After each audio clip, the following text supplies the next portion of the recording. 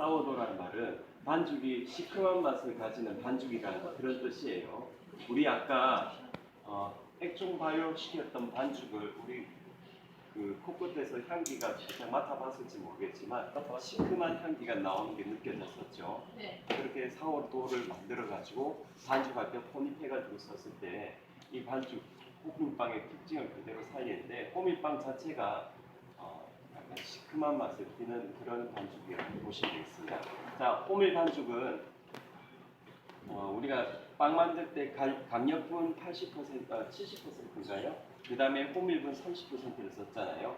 요게 독일에서는 그 호밀빵이 거의 국민빵이다 할 정도로 프랑스 바게트가 있다 싶으면 독일에는 호밀빵이 있다 싶을 정도로 주식으로 먹는 빵이기 때문에 호밀 함량도 저기서 딱 정해져 있는 게 아닙니다. 30에 70 그 정도가 아니고 100%를 다 호밀로 쓰기도 합니다. 그렇게 썼을 때 빵의 그 단단함 정도가 거의 백돌 같아 할 정도 딱딱하게도 나옵니다.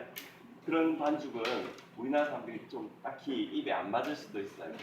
독일 사람들은 호밀 반죽이 딱딱한 거를 어떻게든 먹느냐면 얇게 우리 냉삼처럼 얇게 썰어서 그렇게 먹기도 해요.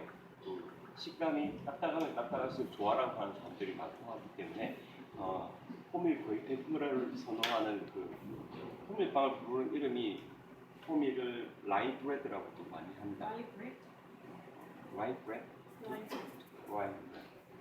이렇게 하는데 호밀빵 자체는 보면 호밀이 그 추운 지역에 많이 자라기 때문에 독일의 북쪽이나 아니면 북유럽 쪽에서도 그런 호밀빵을 많이 먹어주는데 호밀빵 하면 떠올리셔야 될 게 하나가 밀하고는 달리 안에 수분 흡수율이 높은 밀가루 성분 펜토산이라는 게 있다고 말씀드린 적이 있어요.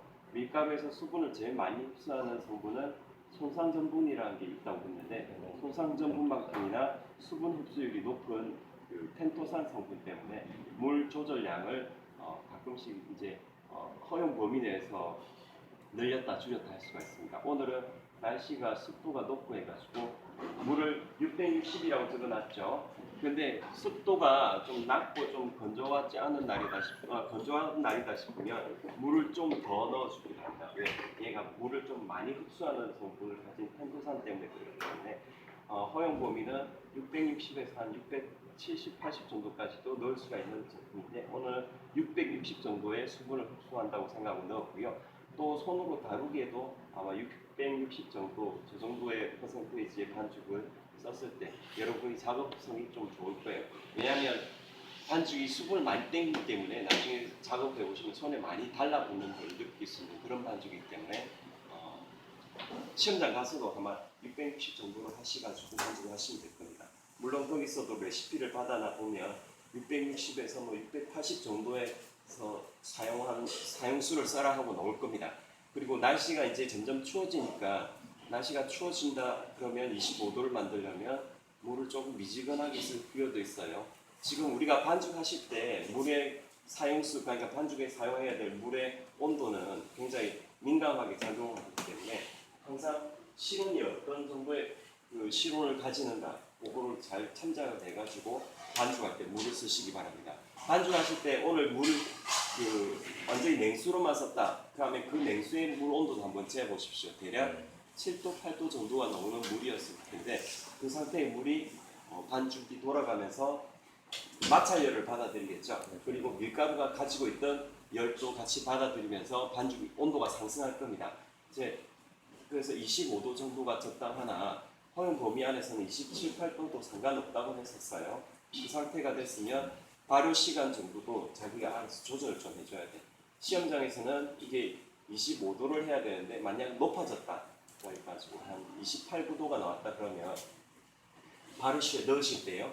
발효실 칸에서 좀 제일 상단에다가 위치를 해주시면 좋겠고 상단 그러니까 탑 쪽에 위치를 해주시면 좋고 하단에 놓으시면 반죽이 과발효가 진행될 수도 있습니다.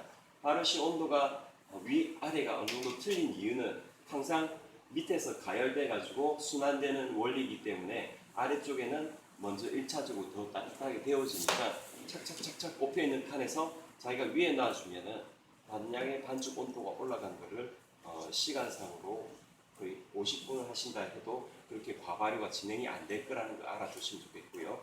우리가 이스트 양하고 반죽 온도하고 또 역시 물에 하고도 다 연관돼 있어요. 그래서 이스트 양 제가 3% 내지 7, 8%까지도 이스트 양을 쓸 수가 있다고 말씀드렸을 겁니다. 그러면 시험장에서도 이스트 양이 이게 몇 퍼센트가 들어가는가에 따라서 발효실의 온도를 조정하셔야 되는데, 발효실의 시간을 참작을 하셔야 되는데, 비상 스트레이트법일 경우 우리가 30분만 발효한 거 기억하시죠?